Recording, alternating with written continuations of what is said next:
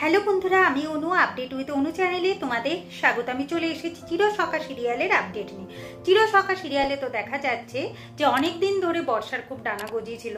সে বাড়ির সবাইকে অপমান করেছে, তো বিশেষ করে তার শাশুড়ি আর ননদকে তো করতোই। অপমান সহ্য না করতে পেরে মিঠি রুখে দাঁড়ায়। মিঠি এরপর করতে চলেছে বর্ষার পর্দা। বুবলাইয়ের সাথে বিয়ের আগে বর্ষার নাকি একজনের সাথে প্রেম ছিল, তার নাম সম্রাট। ফটোও এসে দেখায়, তখন বর্ষা একটু ভয় পেতে। এরপর বুবলাই বর্ষাকে জানতে চায় যে বিয়ের আগে কি সত্যি কারোর সাথে সম্পর্ক ছিল। বিয়ের সময় নাকি বলেছিল যে তার নাকি কারোর সাথে কোনো সম্পর্ক নেই। হঠাৎ করে এই কথাটা শুনতে হয়, যদিও থেকে থাকে বুবলাইকে যেন খুলে বলে। বর্ষা কোনো মতে বলে না, সে বলে না তার কোনো সম্পর্ক ছিল না। বুবলাইয়ের আগে একজনকে ভালো লাগতো, তারপর তো সে বিট্রে করে দিয়েছে, আর এসব ভালোবাসাবাসির মধ্যে সে পড়ে। কিন্তু বর্ষা যদি থেকে থাকে তাহলে বর্ষা কেন বলে? কোনোভাবেই বর্ষা বলে না। এখন বুবলাই ঠিক করেছে, যখন আমার মনের মধ্যে সন্দেহটা ঢুকেছে আমি সত্যিটা জেনেছি। বর্ষা তখন কি করে, কিছু হলেই তার মাকে ডেকে পাঠায়। এরপর চলে এসছে বর্ষার মা এসে বাড়ির সবার কাছে জানতে চায় কেন আমার মেয়ের ওপর এরকম টর্চার চলছে। শ্বশুর বাড়িতে এসেছে বলে কি আমার মেয়েকে চোখের জল ফেলতে হবে? আর তাছাড়া যে ব্যাপারে কথা উঠেছে, আপনাদের বাড়িতে তো একজন আছে, সে তো এসব ব্যাপারে নাটের গুরু, তাহলে তার বিচার করছেন না আমার মেয়ের বিচার করছেন? কমলিনের দিকে যেই হাত আঙুল তোলে মিঠি আর তার আরেক দাদা রুখে দেয়। কমলিনী তো কিছুই বলতে পারে না। এরপর মিঠিকে তারা বলে যে কেন আমার মেয়ের জীবনটা নষ্ট করতে চাইছো? মিঠি বলে আমি অনেক অপমান সহ্য করেছি, তাই আমাকে অপমান করবেন আর আমি সহ্য করব সেটা না, আমি কিন্তু আমার মা নয়।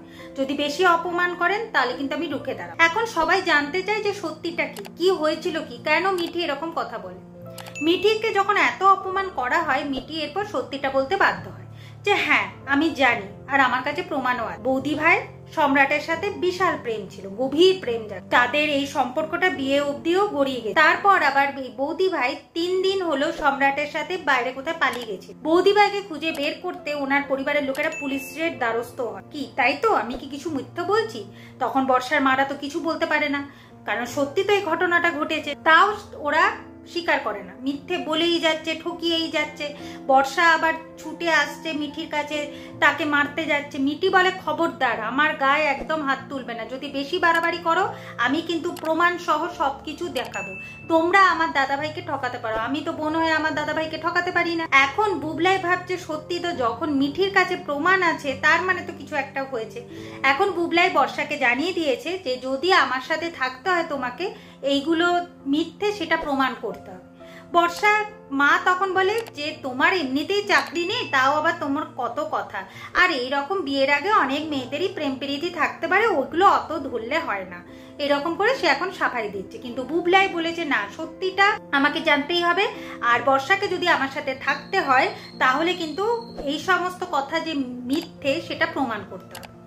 বর্ষা বলে যে না, আমি তো বুবলাই তোমার জন্য এত কিছু করলাম, সবার বিরুদ্ধে রুখে দাঁড়ালাম, তাও তুমি আমায় এই কথা বলছো। এইদিকে ওই বাড়ির বড় মাসিমা সে আবার বলে যে বুবলাই যখন বিয়ে হয়ে গেছে ওর সাথে মানিয়ে থাক।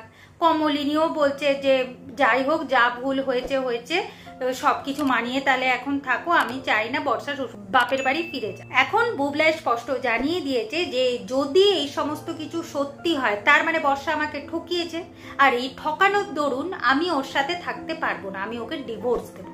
যেটা শুনে বর্ষার মা অবাক হয়। তো বন্ধুরা, তোমাদের কি মনে হচ্ছে, সত্যি কি বর্ষা আর বুবলাই ডিভোর্স হতে চলেছে? মিঠির কাছে সত্যি সমস্ত প্রমাণ আছে তো? জানতে হলে স্টার জলসায় চিরসখা সিরিয়ালে চোখ রাখতে হবে। আর আমার এই ভিডিওটা ভালো লাগলে লাইক, শেয়ার ও সাবস্ক্রাইব করে দিতে হবে। ভিডিওটা দেখবার জন্য অসংখ্য ধন্যবাদ।